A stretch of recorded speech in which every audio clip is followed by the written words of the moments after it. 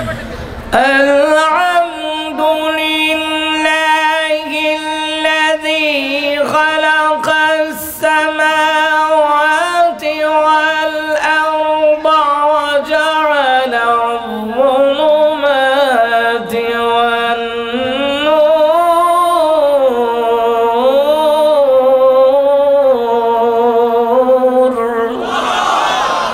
আল্লাহ তাআলা বললেন, বান্দা তুমি বলো সমস্ত প্রশংসা আল্লাহ রাব্বুল আলামিনের জন্য, যিনি আমাদের জন্য আসমান বানিয়েছেন। আসমান বানিয়েছেন কে? জমিন বানিয়েছেন কে?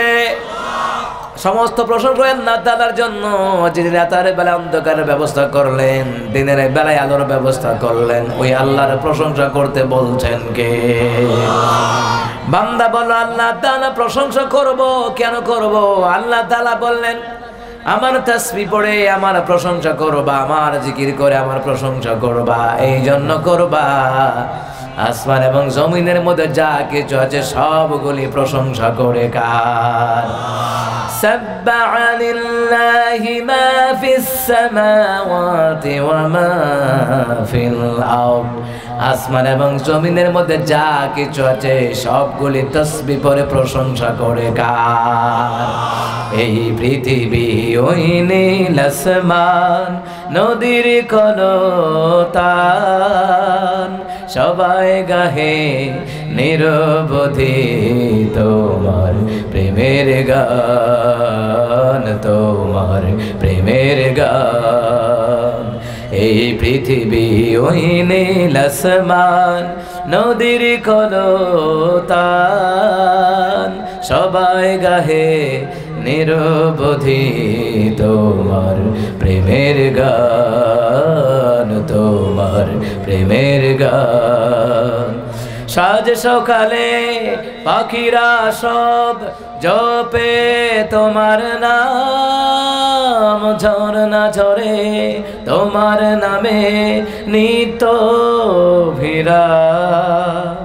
সাজ সকালে পাখিরা সব জপে তোমার নাম, ঝরনা ঝরে তোমার নামে নিত্য বিরাম। সাগর ঢেউয়ের মাঝে শুনি, সাগর ঢেউয়ের মাঝে শুনি, শুনি তোমার গান, শুনি তোমার গান। আল্লাহু আকবার বলেন। আল্লাহ তাআলা বলেন, বান্দা কেন আমার প্রশংসা করবা না, কেন আমার তাসবিহ পড়বা না? আসমান এবং জমিনের মধ্যে যা কিছু আছে সবগুলি তাসবিহ পড়ে কার? এবার বান্দা কয়, আল্লাহ তাসবিহগুলি পড়লে আমাদের লাভ কি? ওয়ালিল্লাহি মা ফিস সামাওয়াতি ওয়া মা ফিল আরদ। আল্লাহকে আসমান এবং জমিনের মধ্যে যা কিছু আছে সবগুলি আমার জন্য। ইয়াগফিরু লিমান ইয়াশা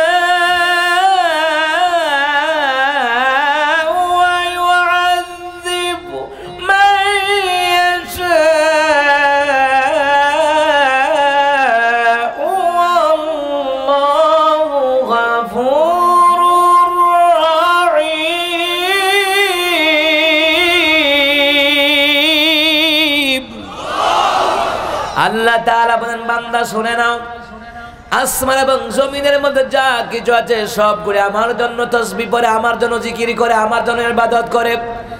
আল্লাহ তাআলা বললেন, বান্দা প্রশংসা করলে, শুকর করলে, তাসবিহ পড়লে কি লাভ হবে জানো নি? আল্লাহ তাআলা বলেন, ইয়াগফিরুনি মাইয়াশা।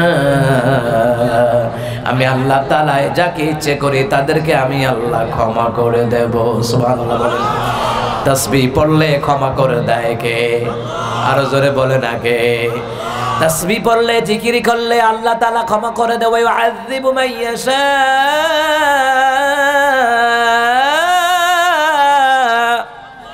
আল্লাহ তাআলা বলেন, আমি আল্লাহ ইচ্ছে করলে কাউরে শাস্তি দেব। আল্লাহু গফুরুর রহিম। আল্লাহ তাআলা বললেন, আমি আল্লাহ তাআলা ক্ষমা করে দয়ালু, আমি আল্লাহর মতন ক্ষমা করে দয়ালু আসমানের নিচে জমিনের উপরে আর কেউ থাকতে পারে। বান্দা গুনাহ করে আবু দারদা রাদিয়াল্লাহু তাআলা তিনি বললেন, আলী রাদিয়াল্লাহু তাআলা তিনি বললেন, আল্লাহ তাআলা তার বান্দা বান্দীদের কেমন ভাবে ক্ষমা করে দেন। একটা বাচ্চা জন্মগ্রহণ করলে যেমন নিষ্পাপ, যারা আল্লাহর তাসবিহ পড়ে, জিকির করে, কোরআন তেলাওয়াত করে, নামাজ পড়ে, আল্লাহর প্রশংসা করে, দরুদ ও সালাম আদায় করে, তওবা করে, তাদেরকে এমনই ভাবে বেগুনাহ মাসুম বানায়া দেন কে? এইবার আল্লাহ তাআলার কাছে বান্দা বলে, আল্লাহ ক্ষমা করে দিলেন, ভালো কথা। ও আল্লাহ, আপনি ক্ষমা করে দিবেন, আপনি ক্ষমাকারী দয়ালু। আল্লাহ তাআলা তার পাশাপাশি আমাদের জন্য কি হবে? আল্লাহ তাআলা বললেন, আমার তাসবিহ পড়লে, আমার জিকির করলে আমি আল্লাহ তোমাদেরকে শুধু ক্ষমা নয়, তোমাদেরকে জাহান্নামের আগুন থেকে বাঁচায়া দিবেন কে? একটু আগায় আসেন, লা ইলাহা ইল্লাল্লাহ। এই পিঠটা কম দে, এই পিঠটা কম দে না, ফাতারে ফাতারে।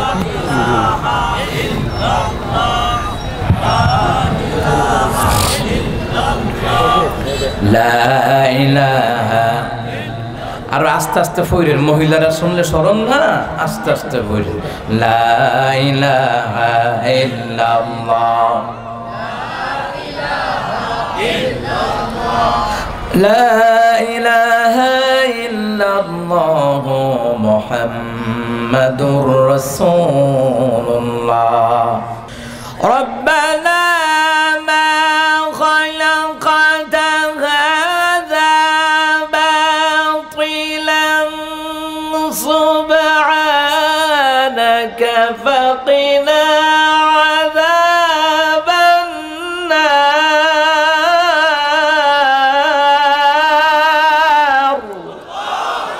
আল্লাহ তাআলা বললেন, কোন বান্দা যদি এই কথা বলে, হে আমাদের রব, আসমান এবং জমিনের মধ্যে যা কিছু আছে মাওলা, আপনি অনর্থক বানান নাই, আমরা আপনার তাসবিহ পড়ি, আমরা আপনার আলহামদুলিল্লাহর তাসবিহ পড়ি, সুবহানাল্লাহর তাসবিহ পড়ি, লা ইলাহা ইল্লাল্লাহর তাসবিহ পড়ি।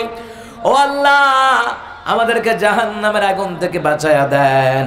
এই কথা বললে এই তাসবিহগুলোর দ্বারা জাহান্নামের আগুন থেকে বাঁচায়া দিবেন কে? আল্লাহর তাসবিহ পড়ার দরকার আছে না নাই? আল্লাহর জিকির করার দরকার আছে না নাই?